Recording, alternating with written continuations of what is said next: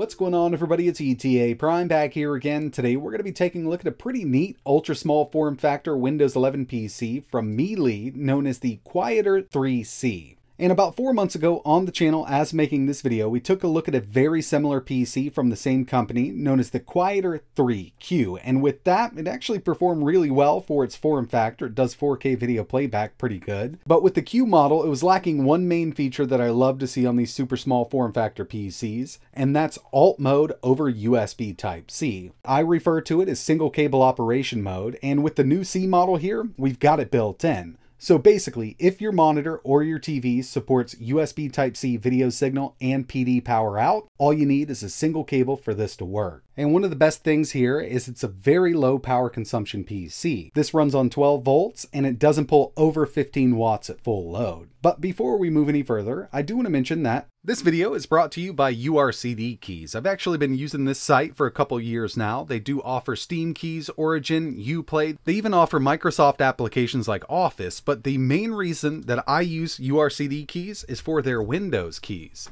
Right now, their Windows 10 Pro OEM key is $19.84, but if you use code ETA at checkout, you can get 25% off. And another great thing about buying from here is they do accept PayPal.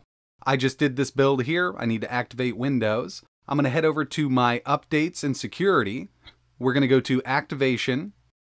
As you can see, I've got Windows 10 Pro, but it's not activated. So I'm going to change product key. I'm going to paste it in here, choose next, choose activate, and Windows is now activated. We're ready to go. My warning is totally gone, and basically that's it. They'll email your code once your payment is processed, and that's basically it. If you're interested in picking up cheap Windows 10 keys for your new PC builds, I'll leave a link in the description.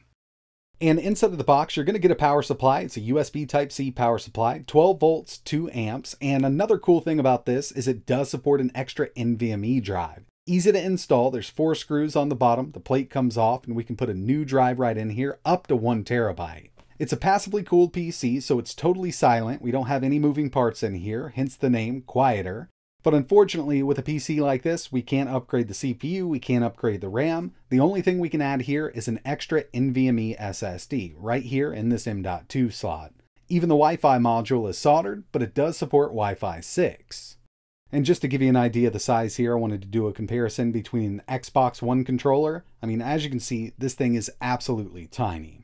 Up front, we've got a single power button. Over here on the right-hand side, we've got 3 USB 3.1 ports. These are full size. And around back, we have gigabit Ethernet, full-size HDMI. We've also got a mini display port out and a 3.5mm audio jack.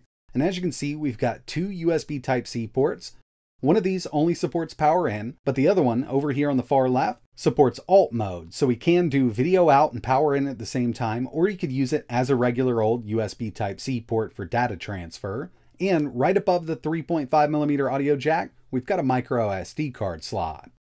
And when it comes to the specs for the CPU, we've got an Intel Celeron N5105, 4 cores, no extra threads with a burst up to 2.9 GHz, built-in Intel UHD graphics with 24 execution units, 8 GB of DDR4 running at 2,933 MHz.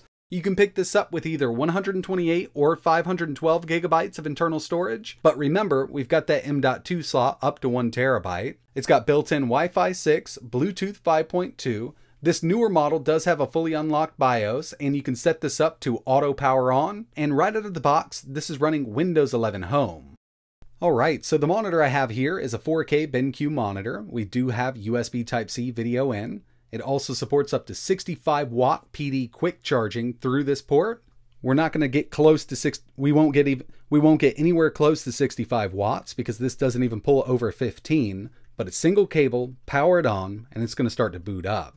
We're sending power in and video out through that single USB Type-C cable. And there it is. And yes, it does support 4K 60 out of that USB Type-C. I've been up and running for a little while now. I've got some applications and games installed that we're going to be testing out. But one thing that I wish they would have changed from the original model was the RAM configuration. We're still only running in single channel, which is going to hurt that GPU performance. But, you know, in the long run, we're not working with that much power in the first place.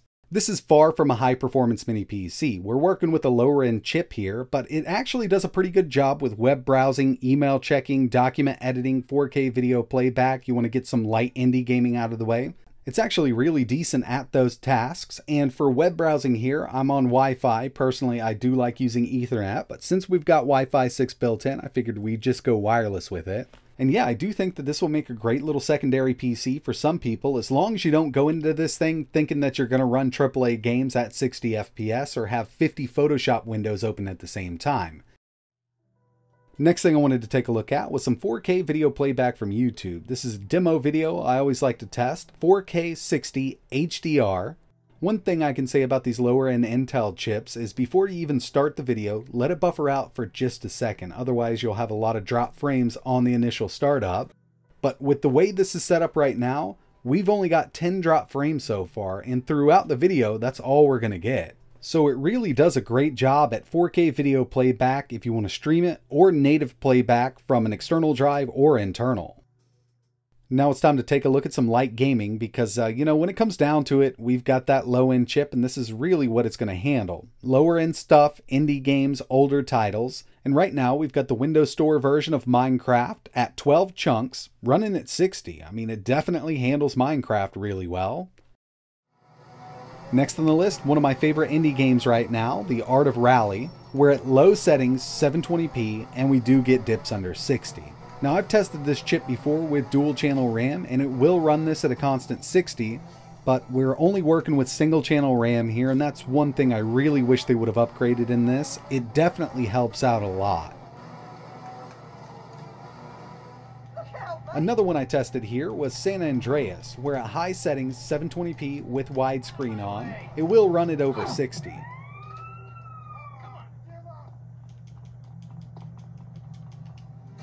And the last native PC game we're going to test here is Dead Cells, another indie game. I was actually surprised to see that this is running at over 100 FPS. I know it's a 2D side-scroller, but I've actually had this game struggle on some of these lower-end x86 chips in the past. So yeah, you can definitely get some gaming out of the way on this thing. It's going to be indie titles and older PC games, but they do work quite well.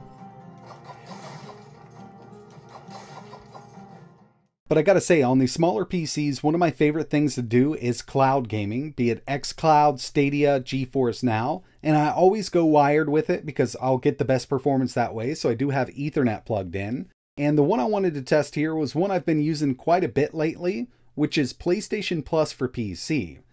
So what this is going to allow us to do is stream from Sony's servers. This isn't remote play or anything like that. I'm not streaming from my own PS5 or PS4 in the house. This is PlayStation Cloud Gaming, and it's actually been getting really good over the past few months.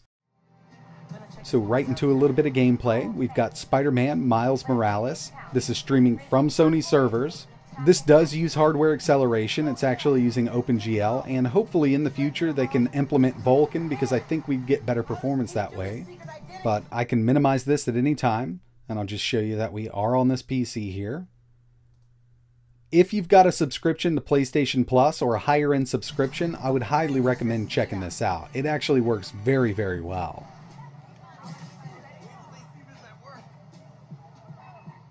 The last thing I really wanted to test here was powering this by a battery pack. So I've got a little phone charger here. It's a 10,000 milliamp hour battery.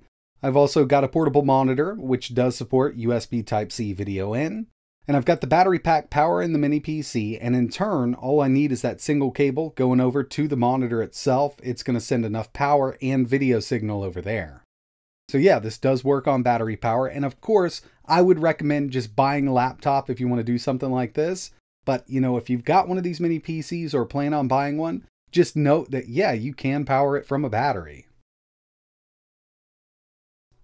I always like to take a look at total system power consumption when it comes to these tiny PCs, and this thing is definitely low power. At idle, it only pulls 4 watts, average gaming, it jumped up to 12, and the maximum that I could get this to pull while maxing out the GPU and the CPU at the same time was 14 watts from the wall. The C version here does have an unlocked BIOS, and you can up the TDP, but it's not going to help out at all because we're already sending enough power to that CPU and GPU at 14 watts to keep those clocks up. So you're not going to see a significant gain in performance while up in that TDP. You're only going to see a little more heat, And speaking of temps here, idle 48 degrees Celsius, average gaming with the games that I tested in this video, which aren't super high-end games, was 70 degrees Celsius. And I was able to make this thing thermal throttle by maxing it out for about 6 minutes straight on the GPU and the CPU. And I kind of expected that to happen. Running this thing at 14 watts, we don't have any external cooling. It's all passively cooled from the interior. But overall, I think it's a great little performer if you need a supplemental PC. Keep in mind, it's not a high-end gaming machine. It's not going to be great for video editing or even photo editing. Now, you could get some photo editing done on it, but this wouldn't be my first choice for anything like that. Web browsing, email checking, 4K video playback, indie gaming, you'll be good to go. So if you're interested in learning more about the MELE Quieter3C, I'll leave a few links in the description. And if there's anything else you want to see tested on this, like a different operating system, let me know in the comments below. But that's going to wrap it up for this one. Like always, thanks for watching.